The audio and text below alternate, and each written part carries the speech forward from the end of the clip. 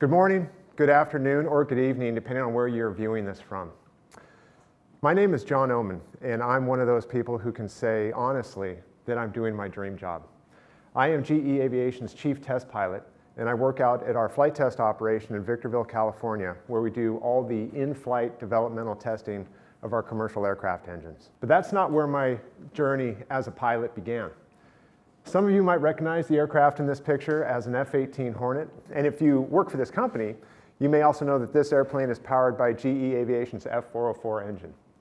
What's a little harder to recognize in this picture is that the pilot in this airplane is me, getting ready to launch on a combat mission over Afghanistan shortly after 9/11. You see, my relationship with GE Aviation began years ago as a customer, and as a young F-18 fighter pilot, GE engines literally lifted me up. And I grew to trust those engines so much so that if I was getting ready to launch off an aircraft carrier like in this picture, or even into a pitch black night, I knew that those engines would not only lift me up, but they would bring me home safely. I was raised in Santa Barbara, California. I attended the U.S. Naval Academy where I earned a degree in control systems engineering. I eventually earned a degree in systems engineering from Johns Hopkins University. And along the way, I fell in love, got married, and had two wonderful children. And they're pictured here. This is my wife, Amanda, my son, Jacob, and my daughter, Emily. Now, I was asked to come here today to talk about myself, which, to be honest, makes me a little bit uncomfortable. But hopefully I can tell my story in such a way that I can bring out a couple lessons that I've learned over the course of my career. I'd like to tell you a little bit about where my journey began. I was born the son of a public school teacher and a minister. So early on, I think they instilled in me a sense of service. My father also passed on a love of aviation, and he's pictured here. This is my dad and my brother taken about 20 years ago. See, my dad grew up in a small town in Texas called Weatherford, and outside this town, there was a consolidated aircraft factory. And during World War II, when he was a little boy, that factory was building B-24 Liberator bombers. And he used to look up and see these airplanes flying overhead right off the assembly line. And that started in him a lifelong fascination, a passion with aviation that he passed on to my brother and me. He used to take us to air shows every year. And sometimes he'd even just drive us down to the Santa Barbara airport just to watch airplanes take off and land. Another thing happened when I was about 13 years old. A movie came out that some of you might be familiar with called Top Gun. And as embarrassing as it is to say, that movie had a pretty profound effect on me. But you can imagine as a young 13-year-old boy, seeing those airplanes launch off aircraft carriers and land on them, that resonated with me. And I decided right then and there that that's what I wanted to do. So I set my sights on going to the Naval Academy and becoming a fighter pilot. Unfortunately, the first couple years of my high school academic career, I wasn't as disciplined as I probably should have been. And the Naval Academy Admissions Board did not look favorably upon that, apparently. And so I didn't get in on my first attempt, didn't get into the Naval Academy. And you can imagine at the time I was terribly disappointed. But I faced a choice then. You know, I had this goal in mind, and I was faced with this setback, and I guess the choice was whether I was going to be dissuaded from this goal or whether I was going to keep pursuing that. And I knew that that's what I wanted to do. So I tried to figure out what I could do to demonstrate my commitment, my discipline, my dedication to that goal, and at the same time prepare myself for what I expected the rigors of a service academy education to be. So I decided to enlist in the Marine Corps. So about a week and a half after I graduated from high school, I found myself down at Marine Corps boot camp at MCRD San Diego, and to be honest, I was thinking at that time I'd probably made the worst mistake of my life. But fortunately, I quickly grew to love the Marine Corps, and I got an appointment to the Naval Academy the next year, and off I went. And 4 years later, I'd earned my degree, and I was commissioned as an officer in the Marine Corps. I went on to fly F-18 Hornets and did several overseas deployments, including one as a forward air controller. Now, for those of you who aren't familiar, a forward air controller, or a FAC, is an aviator in the Marine Corps who is assigned to a ground combat unit. And in that position, you are responsible for talking on the radio to control close air support, or aircraft providing airstrikes to those ground troops, or medevacs, things of that nature. I even had the privilege of being selected to attend Top Gun. So that kind of came full circle from the dreams of that 13-year-old boy to actually attending the school. Now it turns out Top Gun is not exactly like the movie, but it was, but in fact it's even better, and it was a tremendously rewarding experience. This is a picture of me flying over the mountains of Afghanistan. And you can imagine on a flight like this, you really want to trust the engines that are in your airplane. And like I mentioned before, I had a huge amount of trust in these GE F404s. When we as Hornet pilots, when we fight this airplane, meaning when we're dogfighting with someone else, we put this airplane into very extreme flight conditions. High angles of attack, high side slip, all the while slamming the throttle into afterburner, yanking it back to idle and slamming it back into afterburner again. And in the thousands of hours I have flying this airplane, I never had an F404 even hiccup on me. As a matter of fact, later in my career, I had the opportunity to serve as the fleet standardization instructor for the F-18 out-of-control demo, or the departure demo program. And what that meant was I would go out and I would train instructors who would then go train fleet fighter pilots in the out-of-control flight characteristics of the F-18. And so in that capacity, I, on a regular basis, would put this airplane into tail slides, spins, all kinds of dynamic departures. And again, through all that, the F404s always performed flawlessly. So it's safe to say that I was a big fan of GE Aviation and its products well before I ever worked for this company. I ended up spending over 20 years in the Marine Corps. And when I first started out, I never imagined that I would spend that long doing anything. You know, but the Marine Corps, for me, it was certainly exciting, it was rewarding, but there was also some hardship involved, and I specifically mean separation from family. And that is kind of, for me, embodied in these two pictures. On the left is a picture of me overflying an aircraft carrier. This is the USS Carl Vinson. It's a ship on which, during one deployment, I spent nearly 10 months.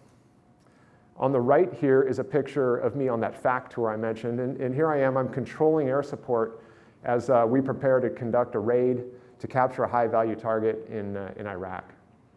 Both of these pictures, they remind me of the excitement of those times, but they also remind me of that hardship, that separation from family. But there were two things, fundamentally, that kept me in the Marine Corps. The first one was the mission. I always felt like I was part of something bigger than me, that I was contributing to a greater good.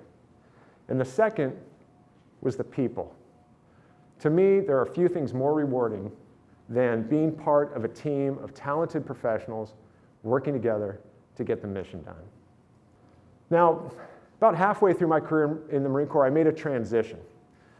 And I had always also had this fascination with flight test. And this might have been due in part to another movie from my childhood called The Right Stuff. Probably more so the book. If you've ever read the book by Tom Wolfe, it's like, in most cases, it's better than the movie. But I held flight tests and test pilots. They had this mystique about them that I wanted to be part of. So when I felt the time was right in my career, I applied to test pilot school. But again, unfortunately, I didn't get into test pilot school in my first attempt. So I was again confronted with this choice. I had this disappointment, this setback, and how was I going to face that? Was I going to continue toward that goal, or was I going to do something else? And in this case, I knew again that that's what I wanted to do. In fact, so much so that I was offered kind of at the same time with a couple opportunities in the Marine Corps that were very good opportunities. And I ended up foregoing those opportunities to continue to pursue this. And I think in doing that, it demonstrated my dedication to that goal and helped me on the next attempt to be accepted into test pilot school. So off I went to test pilot school. It's about a year-long course. And after that, I began to do flight tests, primarily initially on the F-18, both the Hornet and the Super Hornet, and the T-45. This is a picture of those airplanes. This is a Super Hornet on the left. And as many of you know, that's powered by GE Aviation's F414 engine. And I was privileged to work on a couple programs that were specifically devoted to the testing of that engine. On the right, this is a T-45, and this is a test I was doing on what we call the EMALS catapult, the electromagnetic aircraft launch system. And it's the electromagnetic catapult that we are using to replace the steam-powered catapults that we currently have on our aircraft carriers. What I discovered during this time, though, beyond that initial kind of mystique that I held flight test, was really the value of flight test. There's a certain amount of risk involved in testing airplanes, but beyond that, there is a tremendous reward from that risk. I discovered during this time that I was working with teams of professionals, and the work we were doing was having an almost immediate effect on the operational users of these airplanes in the field and their ability to do their mission safely and effectively. And to me, that was tremendously rewarding. The last few years of my Marine Corps career were devoted to the testing of this airplane. This is the F-35 Lightning II, our newest fighter. Although this isn't a GE engine in this airplane, as we know, GE Aviation is much more than just engines. And in this airplane, GE supplies the most advanced aircraft electronic system that's ever flown. For my part, in the years that I tested this airplane, again, I was working with a great team of people and making decisions and doing work that was having an effect on the people that were the men and women flying this airplane and the men and women that will fly this airplane for years to come.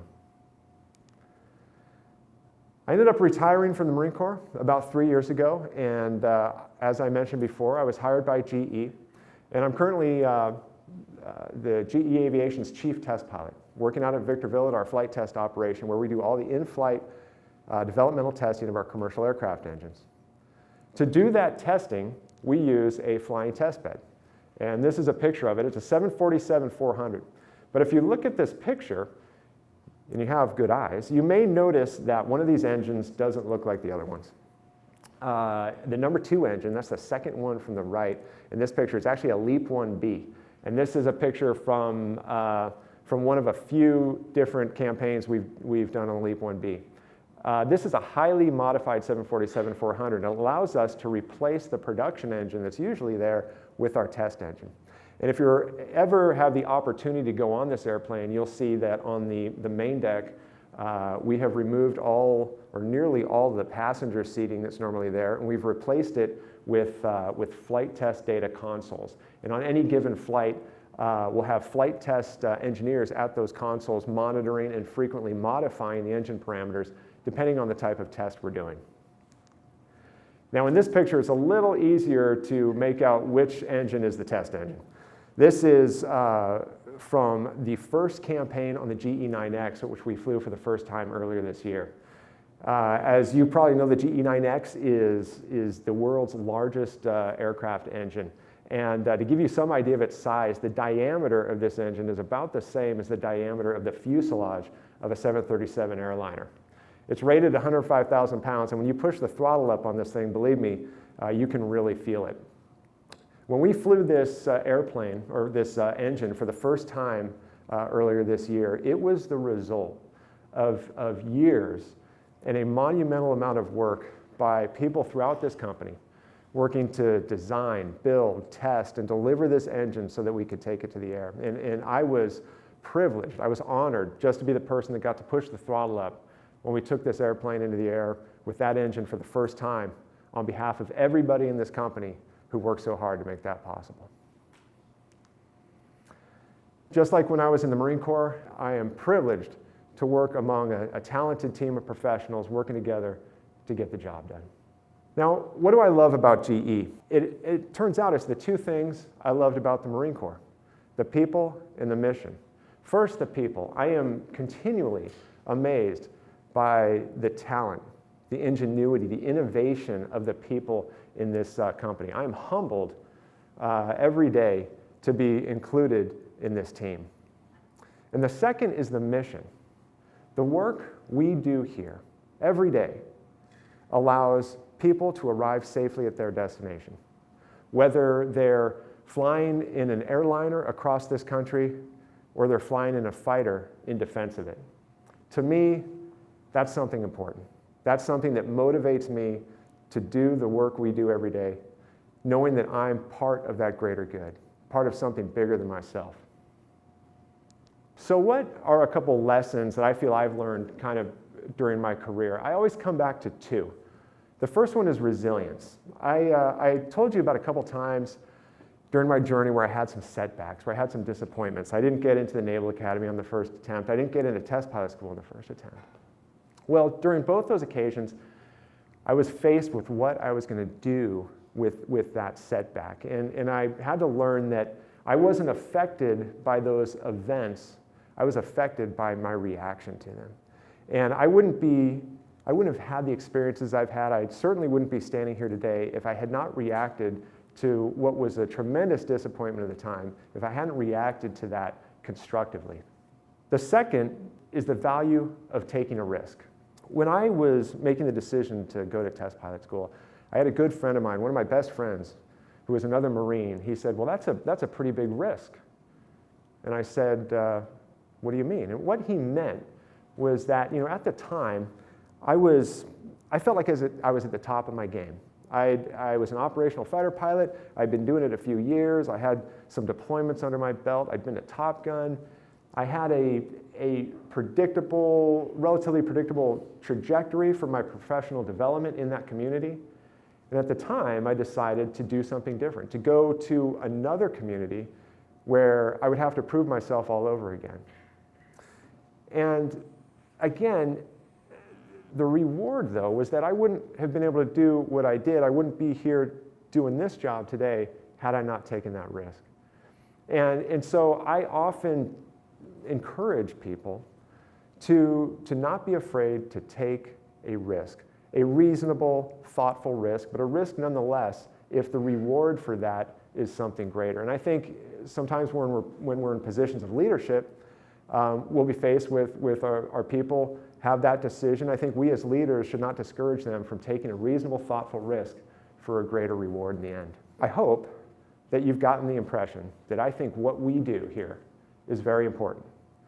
And when I say that, it's not just words to me. It means something. It means something because I've experienced it, and I'll show you why. These are some pictures from my deployment homecomings. It's actually not all my deployments, but it's the ones that I have pictures of. And if I want to point something out, this little guy on the right he's a month old here. This was only the second time I had held him. I actually got to come home for 2 days on deployment. Came home for 2 days. My wife gave birth to him, and I got to hold him, and then I had to go back to my squadron for a month, and then this was a month later after our fly-in, and I'm holding him only for the second time in his life. And right now, he is 12 years old, and he's almost as tall as my wife. My wife won't let me say he's as tall as her, but he's almost as tall as my wife. I think you can see the emotion in these pictures. I think you can see the joy. It is no exaggeration to say that these reunions were made possible by the people in this company doing the kind of work that we do every day. I'd like to leave you with this. Somewhere right now, there's a good chance that there's a young fighter pilot on the front end of an aircraft carrier, catapult in tension, 2 engines in full grunt or full afterburner, getting ready to go off the front end. We know that right now there's hundreds of thousands of people flying all over the world on airliners powered by GE engines. That young fighter pilot, those passengers, they're going to arrive safely at their destination because of the work we do here every day. I think that's something really special. I hope you do too, and I am damn proud to be a part of this team. Thank you.